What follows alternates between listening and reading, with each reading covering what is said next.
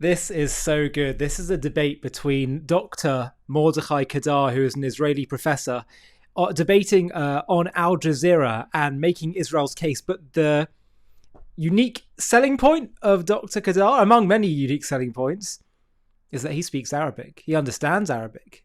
He is actually, if I can get his title correct, he's a Middle East expert, and I think has deep research and understanding of Arab history and culture. And this is a bit of a secret weapon in this clip. Have a watch of what he says here, and then I'll see you on the other side. إن لم يكن هذا مضحك فكان هذا مبكي. يا أخي نحن اليهود كنا في القدس. أنتم الأضحوكة، أنتم الأضحوكة عبر التاريخ، أنتم الأضحوكة بأكاذيبكم. يا أخي أنا لم أقاطعك. كنا في القدس قبل أكثر من 3000 عام عندما كان آباء المسلمون يشربون الخمر والنبيذ ويئدون البنات ويعبدون العزى واللات والمنات في البادية العربية. نحن كنا في القدس نعبد الإله الواحد الأوحد. عندما كنتم عبدة الأصنام في البادية العربية، فماذا تتكلم؟ داود وسليمان وكل الأنبياء كانوا يهود، حتى عيسى بن مريم ولد يهوديا وعاش يهوديا وكان يهوديا. امتى جاء الإسلام للعالم؟ في القرن السابع ليبيد العالم وليبسط ثقافة البادية على الحضارة. ونحن عدنا إلى أرض أجدادنا لنعيد دولتنا ولنعيد استقلالنا ولنعيد حريتنا من نير الإسلام. بيت المقدس هذا هو يعني ما ذكر الأخ في الاستوديو. بيت المقدس ليس إلا الصورة العربية لبيت مقدش. هذا هو الهيكل اليهودي. هذا دليل من اللغة العربية بأن هذا المكان كان بيت مقدش اليهودي، وهذا انتقل إلى العربية باسم بيت المقدس. وهذا هو أصل كل من له كثرة عقل في رأسه يعلم هذه الحقيقة. ولكن نحن شوف أقول لك بمنتهى الصراحة، نحن في إسرائيل لا نعتقد بأننا نريد السلام مع العالم العربي. ليش؟ لأن فاقد الشيء لا يعطيه. العالم العربي لا يعلم ما هو السلام. وأنتم فاقدون وأنتم فاقدون. شيخ هو بس أنا بدي أذكره. شيخ طلبت مني أن أسكت. طلبت مني أن أسكت. ها طلبت مني. شوف ما يدور بين السنة والشيعة. شوف ما يدور بين الكرد والعرب. شوف ما يدور بين قبائل ليبيا وقبائل يمن. شوف ما يدور بين إيران وباقي الدول العربية التي تأخذها كالبيد من الأرض. والعالم العربي ساكت فاشل، ليس له سلام لا داخليا ولا خارجيا. نحن سنكون يعني سعداء للانضمام للسلام العربي. إذا اعملوا السلام بينكم، بين القبائل وبين الطوائف، بين الأديان، بين المجموعات الإثنية. نحن سننضم إلى السلام العربي. ولكن العالم العربي اليوم مستنقع من النار والدموع والدماء. من يريد التقرب منكم؟ من يريد أن يتكلم معكم؟ العالم العربي فاشل، الأمة الإسلامية فاشلة. من يريدكم؟ نحن دولة متقدمة، نحن دولة ديمقراطية، نحن دولة متطورة. OECD الطب في إسرائيل لو فتحت إسرائيل أبوابها أمام العرب لا انتقل نصفهم إلى إسرائيل في اليوم الأول والنصف الثاني في اليوم الثاني. هذا هو الحقيقة الناسية التي لا يمكن لأحد أن ينكرها حتى ولو صح في استوديوهات الجزيرة. So it's a great clip, and Dr. Kedar is very much on the money with his points, analysis, and also I think his whatever gave him the motivation to want to study Arabic and Arab culture and history. That is essential. I was actually just speaking to a Israeli last week who's in the UK studying Arabic in a London university, and he tragically has lost friends at the Noah festival, lost friends fighting in Gaza. The pain he's been going through over the past few years, just unimaginable. But he said he wants to study it because I'm assuming the undertone of the conversation was he wants to understand who we're dealing with. And I've been saying for a while that we as a Jewish people, in our whole approach, we need to start speaking Arabic. And I mean that figuratively, as well as not necessarily all of us needing to learn Arabic literally. but to understand who we're dealing with, because I actually think there are some lessons that we can learn. In fact, more than that, some messages that we can learn from our enemies, from our foes, that I think actually are sort of being screamed or yelled out to us at a cosmic level by their approach. Because there's two things that the Arab world do when they fight, and that our enemies are doing. Two critical things that Israel, I'm afraid to say, at times has kind of faltered in a little bit.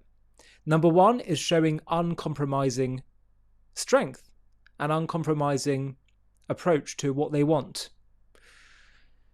They say from the river to the sea. It sounds almost outrageous that people try to find a way of justifying it. No, it must be because they're displaced. It must be because there's some kind of terrible thing that happened to them. No, they genuinely just want to wipe out Israel off the face of the map. And they're completely uncompromising about their ambitions, their visions. They don't try and give the other side any credit or any sense of understanding their side. And their whole approach basically says there is no compromise to be had, ultimately. Israel, on the other hand, we compromise, we appease, we give land for peace, we try and find two-state solutions, all this. There's a place for compromise when you're dealing with a good faith partner. When you're dealing with a case of good versus evil, as we were, let's say, in World War II, you don't appease. You don't compromise. Because all you're doing is giving more and more inches towards evil and terrorism and chaos. So that's point number one. Point number two is, what do they do in everything they do? They invoke the name of God. In a perverse way, because the things they do are evil. It's a abomination. It's taking God's name in vain. That was the name of Rabbi Sachs' famous book on Islamic extremism. Not in God's name. How dare you? But nonetheless, they say Allahu Akbar, they invoke God's name. We should be doing the exact same thing too. Our reason for being there, our right to be in the land of Israel, to protect our people, to be there, to flourish there, to fight Hamas, to fight evil and those who wish us harm. It's because God told us to do that. We too should be declaring God's greatness. We too should be declaring that our right to be in the land is not because of historical rights or indigenous rights or legal rights or the right of the laws of war. It's because the God of Israel assigned this land, the land of Israel, to the nation of Israel. If we say that, I think actually it will start to really resonate.